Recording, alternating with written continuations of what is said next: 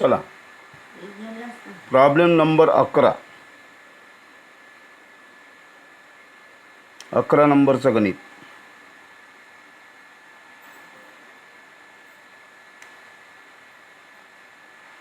पहिली समायोजना आहे. Write off 1/3 preliminary expenses. Right tick करा. प्रिलिमिनरी एक्सपेन्सेस डेबिट भागावर असतील. प्रिलिमिनरी एक्सपेन्सेस असेट भागावर लिहा. प्रिलिमिनरी एक्सपेन्सेस एकंदर दिले आहेत 6,000. मायनस करा. रिटर्न ऑफ करणे, राईट ऑफ करणे म्हणजे मायनस करणे. 1/3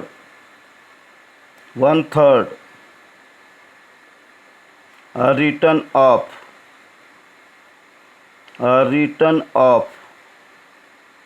1/3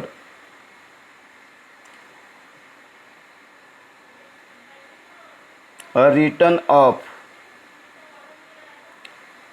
प्रिलिमिनरी एक्सपेन्सेस. राईट टिक करा. प्रिलिमिनरी एक्सपेन्सेस हे दिले असतील डेबिट भागावर. ट्रायल बॅलन्सच्या डेबिट भागावर असतील. 6,000 दिले आहेत. त्यापैकी 1/3 रिटर्न ऑफ करायला सांगितलं आहे, म्हणजे मायनस करायला सांगितलं आहे. 1/3 6,000 गुणिला 1/3. 6,000 गुणिला 1/3 ते निघतात 2,000. बाहेर जातील 4,000. बाहेर जातील 4,000. Second entry.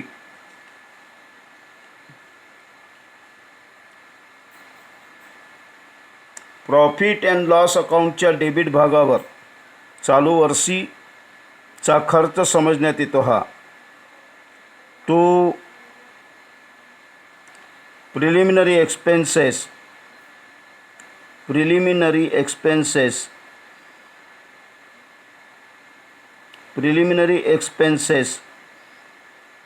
रिटर्न ऑफ 6,000 पैकी यावर्षीचा खर्च. यावर्षी लाभातून 2,000 रुपये मायनस करा म्हणते. 2,000 झाल्या 2 एंट्र्या. नंतर second entry. Depreciation is to be provided on plant and machinery at the rate 15% and office furniture at the rate 10%. Right tick करा. प्लांट अँड मशिनरीवर राईट टिक करा. प्लांट अँड मशिनरीवर 15%. प्लांट अँड मशिनरी किती दिली आहे बघा. गणितामध्ये दिली असेल. प्लांट अँड मशिनरी असेट भागावर लिहायचा. Plant and machinery plant and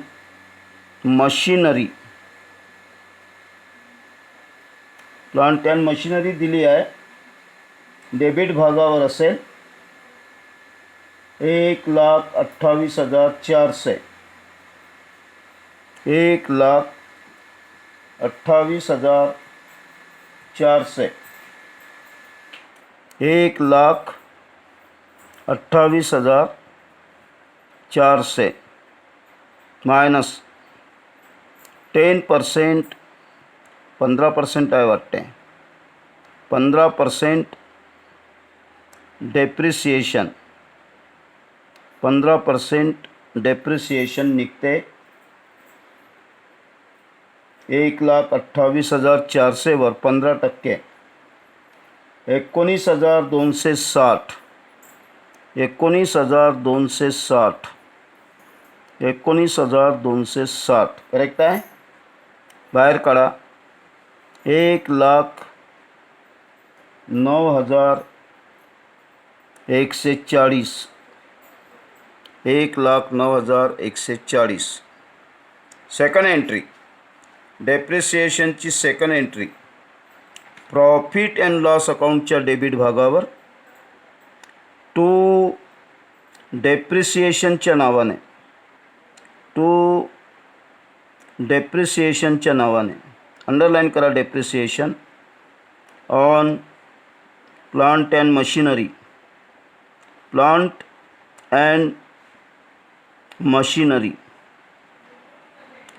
and मशिनरीवर डेप्रिसिएशन काढलं होतं आपण 19,260.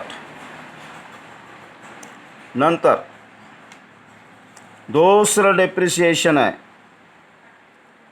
On office furniture. Right tick करा. ऑफिस फर्निचर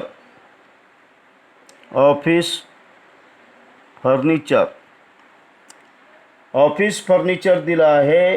राईट टिक करा. डेबिट भागावर सापडेल 5,000 मायनस याच्यावर 10% डेप्रिसिएशन आहे. ऑफिस फर्निचरवर डेप्रिसिएशन 10% डेप्रिसिएशन 10% डेप्रिसिएशन आकारा म्हणते 10% निघते 500. बाहेर जातील 4,500 बाहेर निघतील. मायनस केल्यानंतर 4,500. नंतर सेकंड एंट्री डेप्रिसिएशन लिहून ठेवलं आहे आपण on office furniture 500. Office furniture 500. हे झाली दुसरी समायोजना. नंतर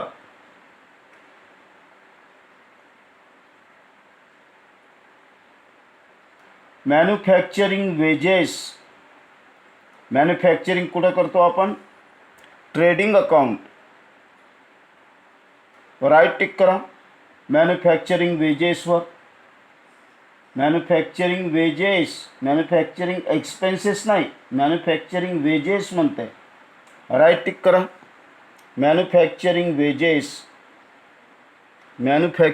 वेजेस टू ट्रेडिंग अकाउंटमध्ये मॅन्युफॅक्चरिंग कुठं करतो आपण? कारखान्यात. कारखान्याशी संबंधित पदे कुठं लिहितो? Trading account. Manufacturing wedges 1,09,740. 1,09,740 आतमध्ये लिहायचा. 1,09,740. समायोजना बघा. राईट टिक केलं मॅन्युफॅक्चरिंग वेजेसवर. आता समायोजना बघा. मॅन्युफॅक्चरिंग वेजेस ₹1,890 आणि office salary 1,200 had accrued due. Due म्हणजे द्यावयाचे आहेत. द्यावयाचे आहेत म्हणजेच आउटस्टँडिंग. आउटस्टँडिंग काय म्हटलं आहे गणितामध्ये? ॲक्रूड ड्यू म्हणजे आउटस्टँडिंग. अदत्त मराठीमध्ये म्हणतात त्याला. लिहून ठेवा शब्द कुठंतरी. अदत्त. किती द्यायचे आहेत म्हणते? 1,890.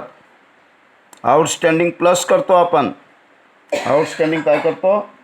प्लस 1,11,630 प्लस केल्यानंतर किती होतील? 1,11,630. 1,11,630. आउटस्टँडिंगची सेकंड एंट्री आउटस्टँडिंगची सेकंड एंट्री आज ना उद्या द्यावे लागतील. हे जर कुणाचे पैसे मजुरीचे पैसे दिले नसतील तर आज ना उद्या द्यावे लागतील म्हणून लायबिलिटीज. पैसे द्यावे लागतील म्हणजे लायबिलिटीज. शेअर कॅपिटल लिहायसाठी जागा सोडून अर्ध्या पेजमध्ये लिहायचा आउटस्टँडिंग एक्सपेन्सेस. आउटस्टँडिंग एक्सपेन्सेस त्याच्यात लिहायचं नंबर 1 मॅन्युफॅक्चरिंग वेजेस.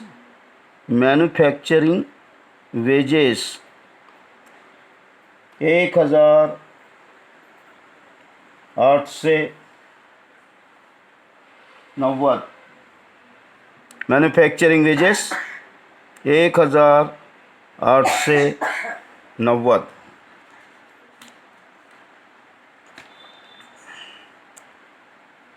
नंतर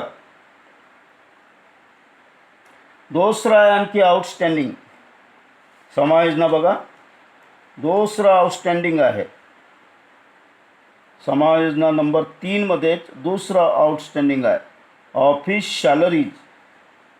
राईट टिक करा ऑफिस सॅलरीजवर. ऑफिस सॅलरीज अँड एक्सपेन्सेसच्या नावाने दिला आहे. Office profit and loss account ऑफिसशी संबंधित पदे कुठे आहे? Office salaries and expenses. Office salaries and expenses trial बॅलन्समध्ये किती दिला आहे? 13,000. किती दिला आहे? 13,000 प्लस आउटस्टँडिंगचं नाव काय दिलं आहे त्यांनी? गणितामध्ये काय म्हटलं आहे? ॲक्रूड. ड्यू म्हटलं आहे. ड्यू म्हणजे द्यावयाचे आहेत. ड्यूचा अर्थ काय होतो? द्यावयाचे आहेत. किती? 1,200. 1,200 बेरीज येईल 14,200. ॲक्रूड ड्यू म्हणजे द्यावयाचे आहेत, पैसे द्यायचे आहेत म्हणून अदत्त, म्हणून आउटस्टँडिंगला प्लस करतो आपण. सेकंड एंट्री लिहून ठेवला आपण लायबिलिटीज भागावर आउटस्टँडिंग एक्सपेन्सेस. तिथं लिहा आता office salaries and expenses. Office salaries and expenses 1,200.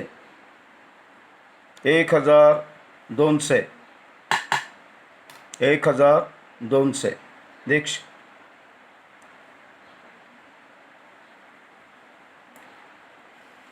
हे झाले तिसरी समायोजना. चौथी समायोजना बघा. Provide for interest.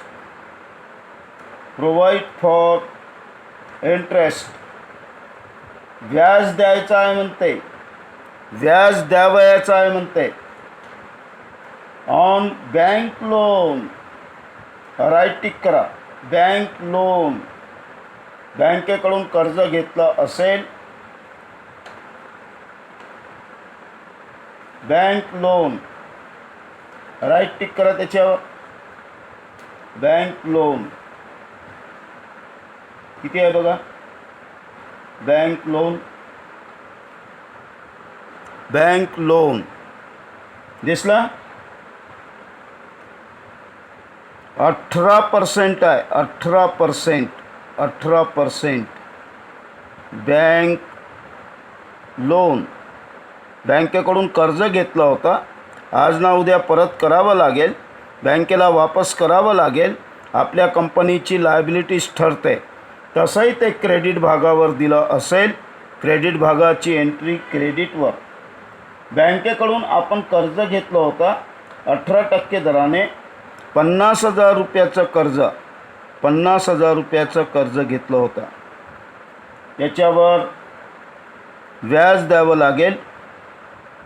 इथं मिळवा, नाही तर मग डायरेक्ट 50,000 बाजूला लिहा. इथं मिळवा बँक लोनमध्ये, नाही तर सेपरेट लिहायचं. कर्ज हे सेपरेट दाखवावं लागते, त्याचं व्याज वेगळं दाखवावं लागते. डायरेक्ट लिहू 50,000. मग याच्यावर जर काही व्याज बाकी असेल, outstanding interest on bank loan, तेही द्यावं लागेल. कर्जही परत करावं लागेल आणि व्याजही द्यावं लागेल. पण दिलं नाही अजून, ॲक्रूड ड्यू म्हणते, म्हणून काढावं लागेल. 50,000वर 18% दराने,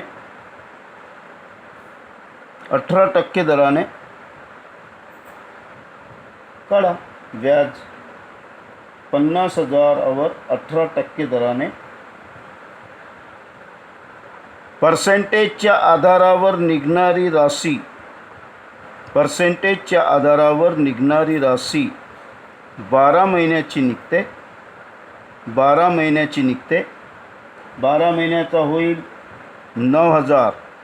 12 महिन्याचा होईल 9,000. पण आपल्याला द्यायचं आहे, त्यानं स्पष्ट समाजनेत म्हटलं आहे 12 महिन्याचं द्यायचं नाही आहे, 6 महिन्याचं द्यायचं आहे. 6 महिन्याचं किती? 12 महिन्याचं 9,000, तर 6 महिन्याचं किती?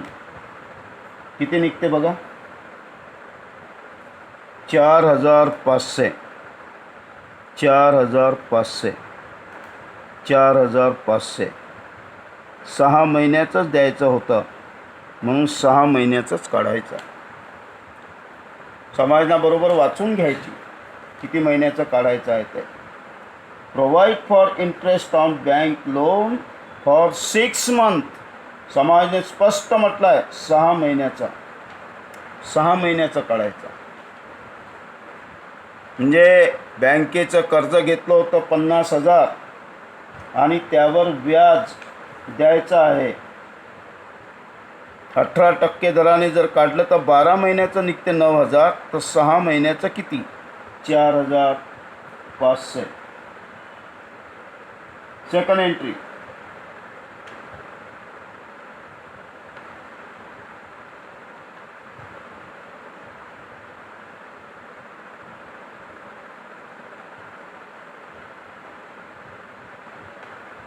लायबिलिटीज भागावर झाली एक एंट्री. एक एंट्री झाली लायबिलिटीज भागावर. आता सेकंड एंट्री. खर्चाचं पद आहे प्रॉफिट अँड लॉस अकाउंटमध्ये सेकंड एंट्री. पहिल्यांदा चेक करून टाका. ट्रायल बॅलन्समध्ये चेक करून टाकायचा.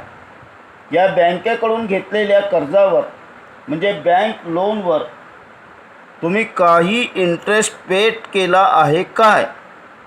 पहिल्यांदा चेक करून टाकायचं. ट्रायल बॅलन्समध्ये देणं, परीक्षा सूचीमध्ये देणं म्हणजे पेड. काही पेड केला आहे का ते बघून घ्या. डेबिट भागावर असेल इंटरेस्ट ऑन बँक लोन आहे का बघा. Interest on bank loan. Interest on bank loan. Paid म्हणतात याला. पेड शब्द लिहायचा, नाही लिहिलं तर चालते. ट्रायल बॅलन्समध्ये देणं म्हणजे पेड.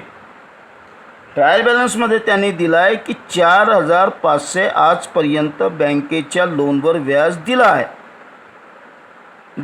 आणि आत्ता आपण काढलं शोधून आउटस्टँडिंग लायबिलिटीज भागावर. आत्ता शोधून काढलं किती अदत्त आहे ते, आउटस्टँडिंग किती आहे ते काढलं होतं आपण. 4,500 असा एकंदर झाला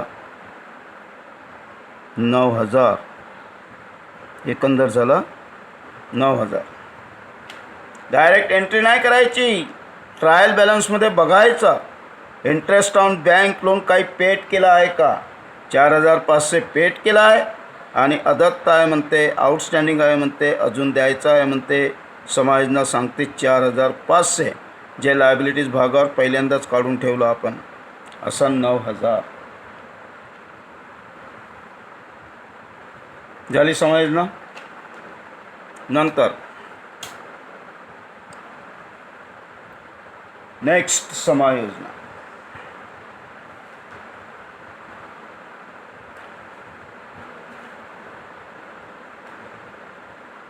दे स्टॉक वॉज व्हॅल्यू. समायोजनेमध्ये दिलेला स्टॉक म्हणजे क्लोजिंग स्टॉक असतो. कोणता स्टॉक असतो? Closing stock. आणि क्लोजिंग स्टॉकची एंट्री कुठं करतो आपण? ट्रेडिंग अकाउंटच्या क्रेडिट भागावर. क्लोजिंग स्टॉक किती म्हणते बघून घ्या जरा समायोजनेत. क्लोजिंग स्टॉक 1,24,840 किती म्हणते? 1,24,840. 1,24,840. 1,24,840. सेकंड एंट्री असेट भागावर. क्लोजिंग स्टॉकची सेकंड एंट्री असेट भागावर. Closing stock. Closing stock. Closing stock 1,24,000. 1,24,840. त्याच समायोजनेमध्ये त्यांना पुन्हा दिला आहे. मग त्याच समायोजनेमध्ये त्यांनी पुन्हा दिला आहे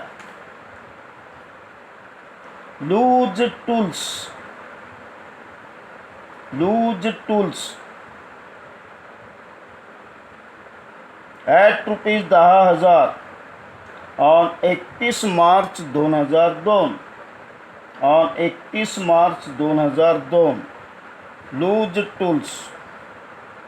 राईट टिक करा. Loose tools. लूज टूल्स का तिकडे डेबिट भागावर असेल.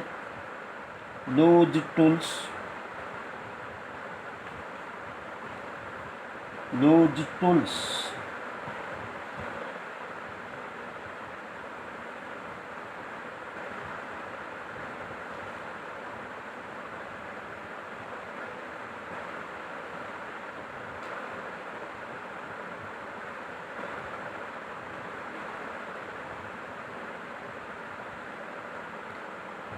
दिसला.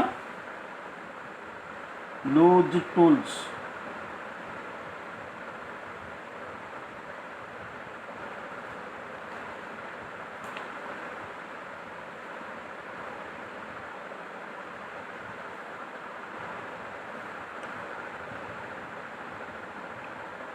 लिहा. लूज टूल्स असेट आहे आपली. लूज टूल्स 12,500. 12,500. इकडे लक्ष दे जरा, मी लिहितो असेट भागावर. तिकडे लूज टूल्स जुने होते. ट्रायल बॅलन्स सांगते आमचे लूज टूल्स 12,500चे होते, पण याची मोजणी केली ॲट व्हॅल्यू. मोजणी केली म्हणते, समायोजना सांगते मोजणी केली ते 10,000 रुपयाचे भरले म्हणते. किती हजार रुपयाचे? 10,000.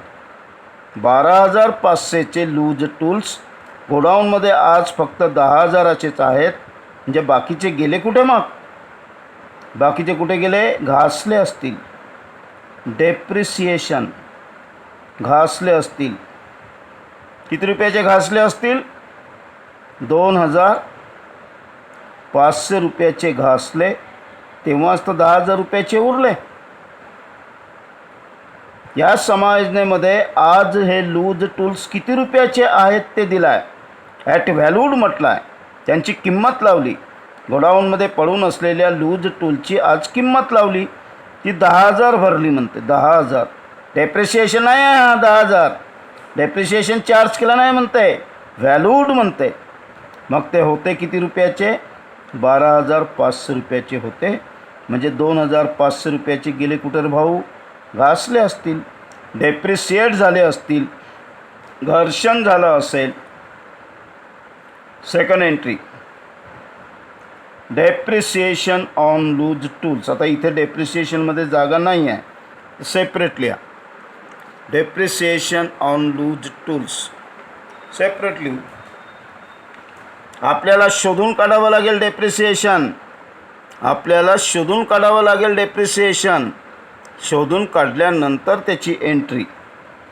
डेप्रिसिएशन 2 प्रॉफिट अँड लॉस अकाउंटच्या डेबिट भागावर depreciation on loose tools 2,500. Trial balance सांगत होती आमच्या गोदामामध्ये 12,500 रुपयाचे लूज टूल्स आम्ही ठेवले आहेत. कधी ठेवले ते नाही सांगितलं, पण 31 मार्च 2002ला जेव्हा आपण लेखे बनवून राहिलो, तेव्हा लेख्याच्या तारखेला जेव्हा त्यांचं व्हॅल्युएशन केलं, मोजणी केली, व्हॅल्यूट केलं, तेव्हा ते 10,000 रुपयाचे भरले. याचा अर्थ 2,500 रुपयाचे डेप्रिसिएट झाले. म्हणून 2,500ला डेप्रिसिएशन म्हणायचं. आणि त्याची second entry profit and loss अकाउंटच्या डेबिट भागावर. त्या डेप्रिसिएशनमध्ये जागा नव्हती म्हणून पुन्हा सेपरेट लिहिला. Depreciation on loose tools 2,500. Next, नंतरची समायोजना. Provide ₹8,500 on debtors for doubtful debtors. Provide म्हणजे प्रोव्हिजन. प्रोवाइड म्हणजे प्रोव्हिजन. रिझर्व नाही म्हटलं आहे, प्रोव्हिजन म्हणते, प्रोव्हिजन. मग राईट टिक करा. डेप्टर्सवर राईट टिक करा. तुमचे डेप्टर्स किती बघा जरा.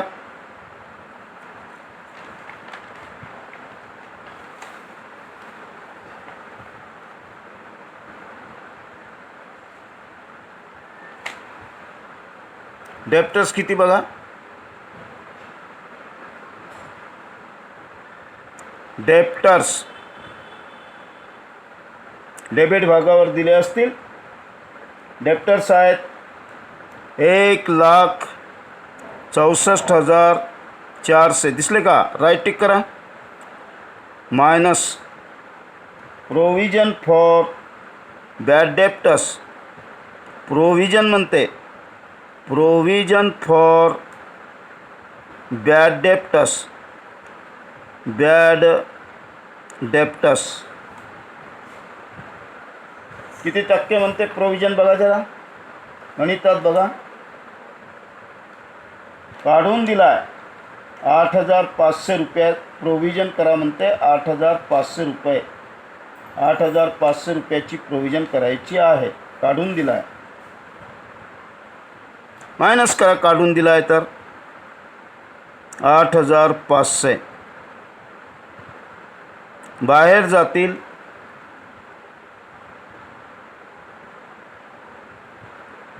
आतमध्येच ठेवा, बाहेर नका लिहू.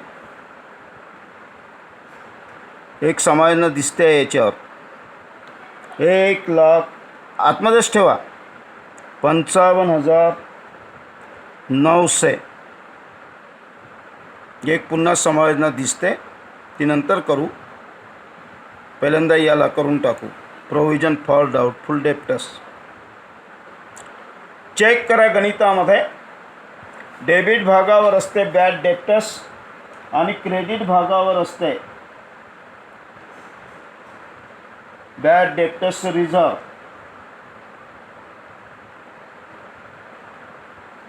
एकापेक्षा जास्त पदं दिले असतील तर प्रॉफिट अँड लॉस अकाउंटच्या डेबिट भागावर प्रोव्हिजन लिहावी लागते, प्रावधान लिहावी लागते. प्रोव्हिजन लिहिण्याची गरज आहे का चेक करा.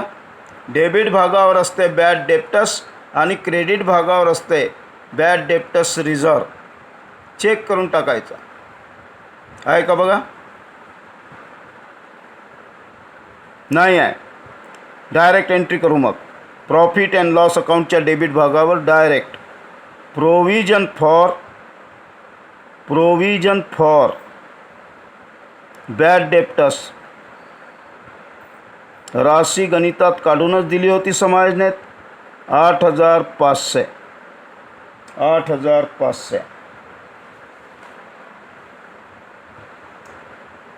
नंतर 7 नंबरची समायोजना बघा.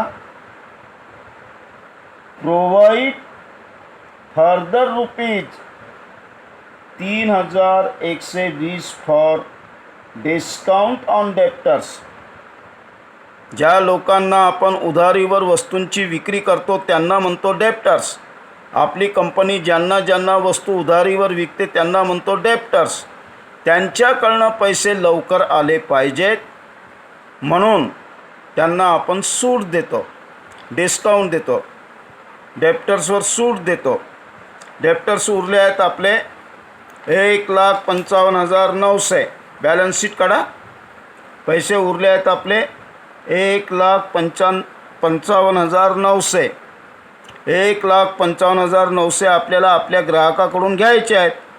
परंतु आपली कंपनी म्हणते यांना सूट देऊ, लवकरात लवकर पैसे वसूल झाले पाहिजेत म्हणून यांना सूट देऊ म्हणते. द्या सूट. Discount on debtors. सूट दिले तर आणखी राशी कमी होईल. किती रुपयाची सूट देऊ म्हणते? 3,120 रुपयाची सूट देऊ म्हणते. 3,120. का देतात सूट? लवकरात लवकर पैसे वसूल झाले पाहिजेत म्हणून सूट. बाहेर काढा. बाहेर निघतील 1,52,780. 1,52,780. सूट देणे म्हणजे खर्च. एक प्रकारचा खर्चच झाला की नाही? एक प्रकारची हानीच झाली की नाही? कोणतीही हानी प्रॉफिट अँड लॉस अकाउंटच्या डेबिट भागावर. लॉस आणि हानी कुठं लिहितो आपण? प्रॉफिट अँड लॉस अकाउंटच्या डेबिट भागावर. करा सेकंड एंट्री. डिस्काउंटची सेकंड एंट्री. डिस्काउंट दिला आहे आपण. Discount to debtors.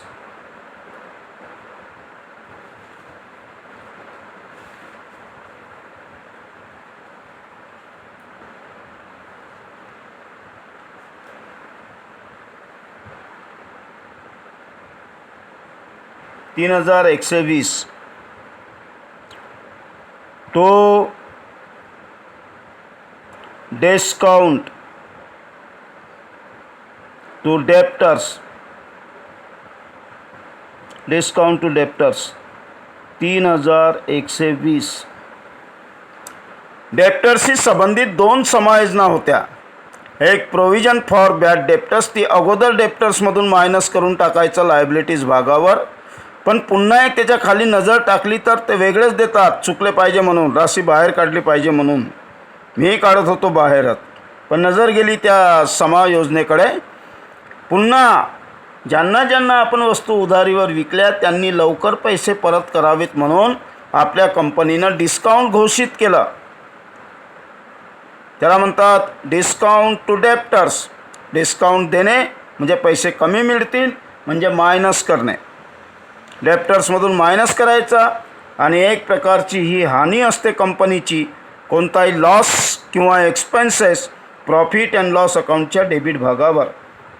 3,120. नंतरची समायोजना घ्या. Make a provision for income tax. Income tax हा नेट प्रॉफिटवर देण्यात येतो. प्रॉफिट अँड लॉस अकाउंटमधून जे काढू आपण, या प्रॉफिट अँड लॉस अकाउंटमधून जेवढा नेट प्रॉफिट काढू आपण त्याच्यावर 50% टॅक्स द्यायचा आहे म्हणते. आता अजून आपण नेट प्रॉफिट काढलाच नाही, प्रॉफिट अँड लॉस अकाउंट बंदच नाही केला, तर नेट प्रॉफिट काढू का आता आपण? अजून तर आपल्या समायोजनात सुरू आहे, अजून ट्रायल बॅलन्सला आपण हात लावला नाही, म्हणजे आत्ताच नेट प्रॉफिट काढू शकत नाही. म्हणजे ही समायोजना आत्ताच आपण करू शकत नाही. एक समायोजना बाकी आहे हे लक्षातच राहिलं पाहिजे.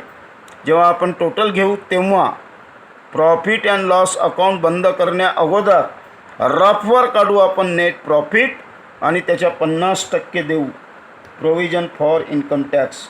आत्ता ही समायोजना केल्या जाऊ शकत नाही. नंतर 9 नंबरची समायोजना, the directors recommended dividend at 15% for the year ending 31 March 2002 after a transfer of 5% of net profit to general reserve. 5% of net profit to general reserve. Dividend काढायचा आहे. पहिल्यांदा काय म्हणते, the director recommended dividend at 15% for the year ending. Dividend काढायचा आहे. Dividend पहिल्यांदा dividend काढू. 15% dividend. Dividend हा नेहमीच पेडअप शेअर कॅपिटलवर काढण्यात येतो. कशावर? Paid up share capital. फक्त कालच्या गणितामध्ये आपण पेडअप शेअर कॅपिटलवर नाही काढला. कालच्या गणितामध्ये विशिष्ट माहिती दिली होती, विशेष माहिती दिली होती, विशेष माहिती दिली होती म्हणून त्या माहितीचा आधार घेऊन आपण डिव्हिडंड त्या माहितीवर काढला होता, पेडअप कॅपिटलवर नाही.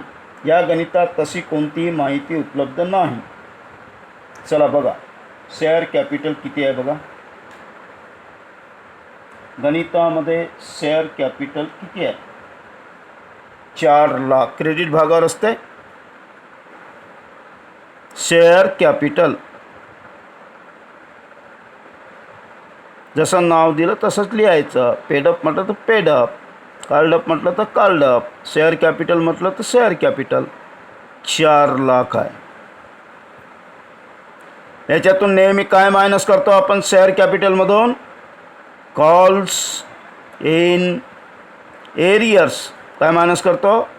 Calls in arrears. लोकांकडे बाकी असलेला पैसा डेबिट भागावर असतो बघा.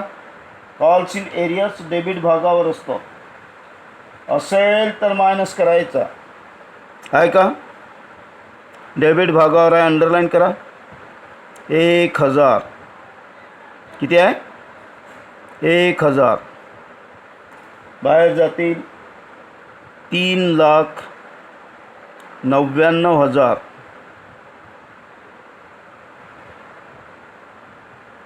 3,99,000 रुपयाच्या पेडअप कॅपिटलवर आपल्याला द्यावं लागेल डिव्हिडंड. काय द्यावं लागेल? डिव्हिडंड. यालाच म्हणतात प्रपोज्ड डिव्हिडंड. यालाच काय म्हणतात? Proposed dividend. प्रपोज्ड डिव्हिडंडच्या नावानं लिहायचा. प्रॉफिट अँड लॉस ॲप्रोप्रिएशन अकाउंटच्या डेबिट भागावर लिहायचा.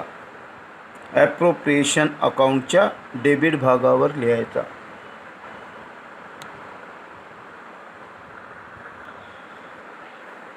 लिहा मग. ॲप्रोप्रिएशन अकाउंटच्या डेबिट भागावर टू प्रपोज्ड, शॉर्टमध्ये लिहायचं असेल तर प्रपोज्ड डिव्हिडंड. प्रपोज्ड डिव्हिडंड किती काढली होती आपण शेअर कॅपिटल? 3,99,000. 3,99,000वर द्यायचा आहे आपल्याला 15%. राशी निघेल 59,850. 59,850. सेकंड एंट्री, आज ना उद्या हा डिव्हिडंड द्यावाच लागेल, कधी ना कधी द्यावाच लागेल. लायबिलिटी, बॅलन्स शीटच्या लायबिलिटीज भागावर लिहा प्रपोज्ड डिव्हिडंड. प्रपोज्ड डिव्हिडंड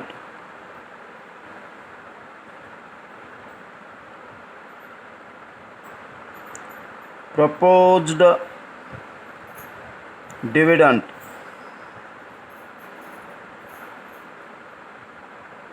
किती काढला?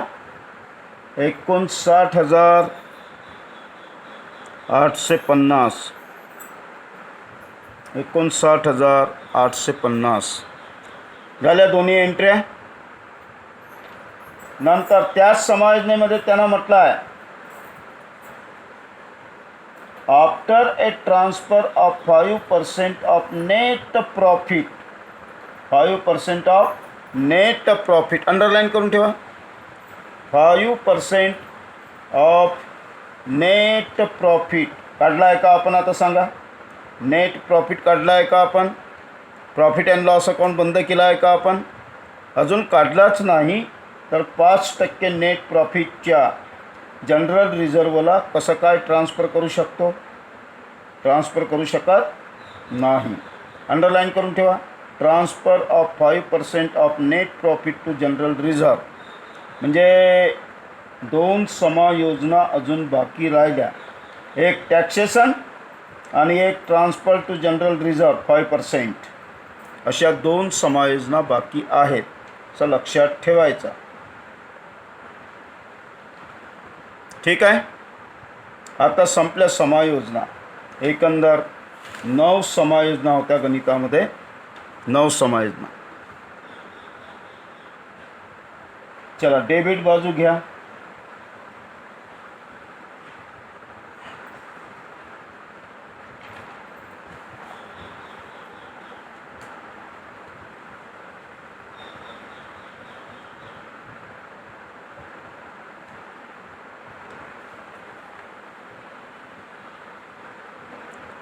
ट्रायल बॅलन्सची डेबिट बाजू घेतली, क्रेडिट घेतली तरी चालते. डेबिट घेऊ.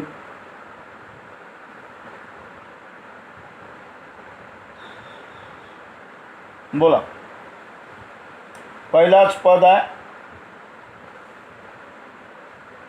डेबिट भागावर स्टॉक.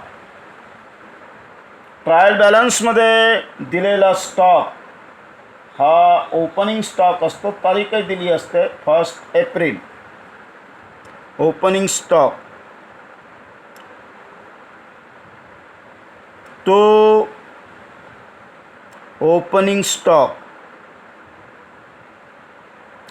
स्टॉक जागा सोडायला पाहिजे होती, आपण सोडली नाही. 1,86,420. मॅन्युफॅक्चरिंग वेजेस मला वाटतं झाला आहे. मॅन्युफॅक्चरिंग एक्सपेन्सेस नाही झाला. मॅन्युफॅक्चरिंग एक्सपेन्सेस नाही झाला. मगाशी समायोजना जी होती ती मॅन्युफॅक्चरिंग वेजेसवर होती. हा मॅन्युफॅक्चरिंग एक्सपेन्सेस आहे. लिहा. कोणतंही मॅन्युफॅक्चरिंग फॅक्टरीशी संबंधित पदे ट्रेडिंग अकाउंट मॅन्युफॅक्चरिंग एक्सपेन्सेस आहेत 19,240. 19,240. नंतर परचेसेस अँड सेल्स, जे डेबिटवर आहेत ते परचेस आणि जे क्रेडिटवर आहेत ते सेल्स. आपण वेगळं वेगळं दिलं असेल तुम्हाला, सोबत नाही आहे वाटतं. परचेसेस लिहा. परचेसेस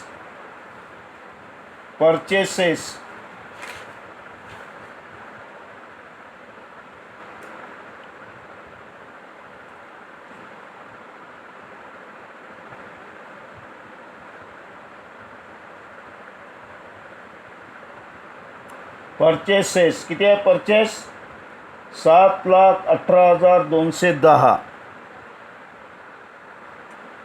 परचेसेस आहेत. 7,18,210 मायनस काय मायनस करता याच्यातून परचेस रिटर्न असेल तर क्रेडिट भागावर असेल तर क्रेडिट भागावर असेल, रिटर्नच्या नावानं असेल, परचेस रिटर्नच्या नावानं असेल, कोणत्याही नावानं असेल पण क्रेडिट भागावर असेल. आहे का? 9,810 9,810 बरोबर लिहा तुम्ही. बाहेर जातील 7,08,400. नंतर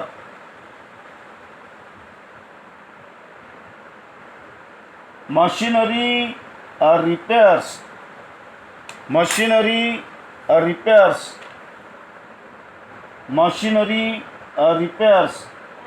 नीट लक्षात ठेवायचा.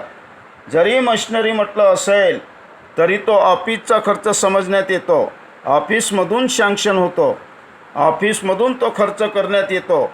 म्हणून मशिनरी जरी म्हटलं असेल